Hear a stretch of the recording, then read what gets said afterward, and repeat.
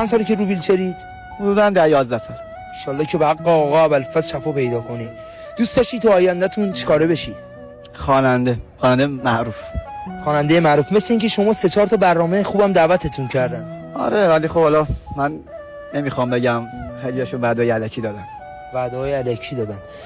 اگه امکانش هست برای فالوورای ما بله یه آهنگ دلی بخونی. چشم. به تراش سنگ تراش، به تراش سنگ تراش، سنگی از معدن درد بهر مزارم نتراش.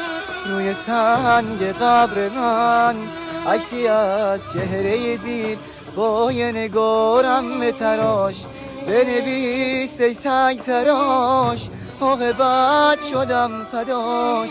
بنویس تا بدونه عمرمو دادم براش، عمرمو دادم براش.